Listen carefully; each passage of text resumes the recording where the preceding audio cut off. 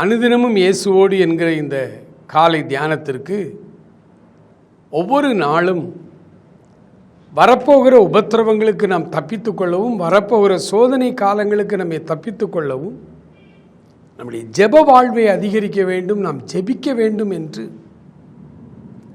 ஆண்டவருடைய ஏவுதலின் அடிப்படையிலே நம்ம தியானித்து கொண்டிருக்கிறோம்.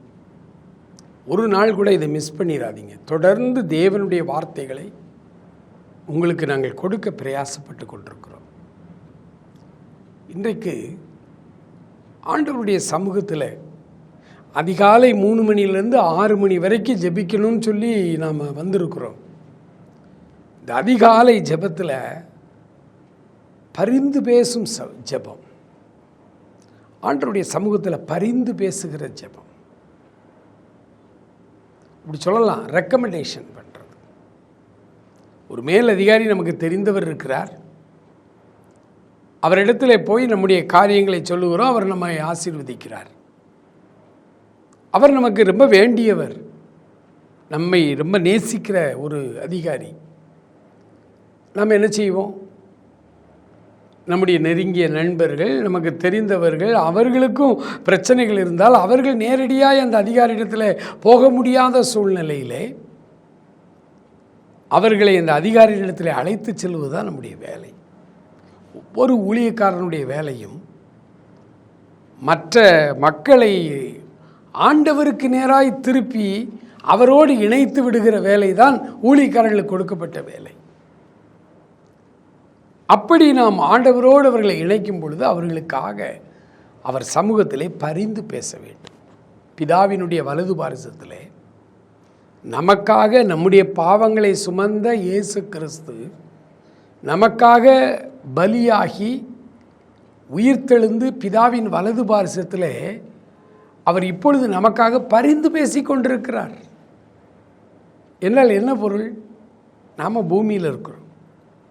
ஆண்டவருடைய சமூகத்தில் ஜெபிக்க போகும்பொழுது சில நேரங்களில் நம்ம தப்பு செய்துருவோம், பாவத்தில் இருப்போம். ஆண்டவர்கிட்ட போய் மன்னிப்பு கேட்போம். ஆண்டவரே, நீ எப்படியாவது மன்னிங்க ஆண்டவர், கேட்கறது கூட எனக்கு தகுதி இல்லை, ஆனால் நீ மன்னிங்க ஆண்டவரே, வேறு வழி இல்லைன்னு சொல்லி அவரிடத்துல செல்லும் பொழுது பிதாவின் இடத்திலே இயேசு கிறிஸ்து நமக்காக பரிந்து பேசுகிறார், தன்னுடைய காயத்தை காண்பிக்கிறார். ஆண்டவரே, இந்த மகன் இப்போ பாவரிக்கை செய்துட்ருக்கிறான், இந்த பாவத்துக்காகத்தான் நான் இவ்வளவு தண்டனை பெற்றேன், இவ்வளவு காயங்களை ஏற்றுக்கொண்டேன், அவனை மன்னிச்சிருங்கய்யா அப்படின்னு ஆண்டவர் நமக்காக பிதாவின் இடத்திலே பரிந்து பேசுகிறார். அது ஒரு உருவகம். பிதாவும் குமார் 2 பேரும் ஒன்று தான், ஒரு கடவுள் தான். ஆனால் 2 அவர்கள் இருந்து செயல்படுவது போல நமக்கு சித்தரிக்கப்பட்டுள்ளது. அதுதான் பரிந்து பேசும் ஜெபம். யாத்ராகமம் 32:32 சீனாய் மலையிலே மோசே ஆண்டவரிடத்திலே பரிந்து பேசுகிறார். ஆண்டவர் சொன்னார், என்னை விட்டு விடு, நான் உன்னை பெரிய ஜாதியாக்குவேன், ஆனால் அந்த ஜனங்களை நான் மன்னிக்க மாட்டேன், அவங்கள நான் நிகிரகம் பண்ணணும், அவர்களை நான் அழிக்கணும் அப்படின்னு சொல்ல பொழுது மோசே ஆண்டவருக்கு முன்பாக பரிந்து பேசுகிறான். அப்படி அவன் பரிந்து பேசினுடைய உச்சகட்டமாக அவன் வார்த்தை சொல்கிறாரு, மோசே ஐயா, என் பேரை வேணாம், கிறுக்கி போடும். யாத்ராகமம் 32:32 உங்களுக்காக நான் வாசிக்கிறேன். ஆகிலும் தேவரீர் அவர்கள் பாவத்தை மன்னித்தருள்வீரானால் மன்னித்தருளும், இல்லாவிட்டால் நீர் எழுதின உம்முடைய புஸ்தகத்திலிருந்து என் பேரை கிறுக்கி போடும் என்றான். தான் வழிநடத்துகிற அந்த தேவ ஜனங்கள் அத்தனை பேரும் பாதுகாக்கப்பட வேண்டும், ரட்சிக்கப்பட வேண்டும், பரலோகம் வர வேண்டும் என்பதற்காக தன்னையே முழுமையாக இழப்பதற்கு ஒப்பு கொடுத்து பேசுகிற அந்த பரிந்து பேசும் ஜெபம்.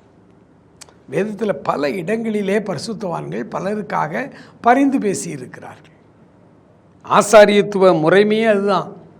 ஆசாரியன் எல்லாருடைய பாவத்தையும் ஆண்டவர்கிட்ட கொண்டு போய் ஆண்டவர்கிட்ட பரிந்து பேசுகிறவன் தான் ஆசாரியர்கள்.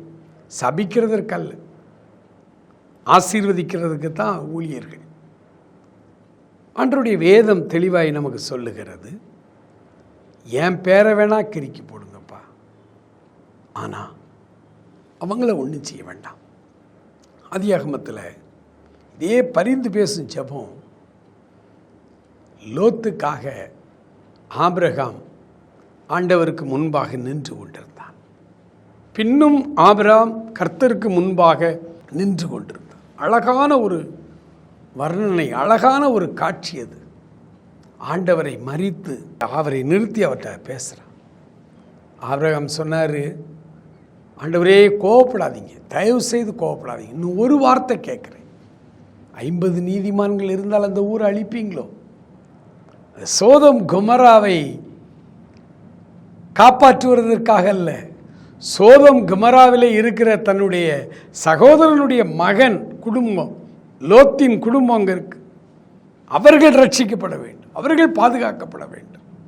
அதுக்காக பரிந்து பேசுக.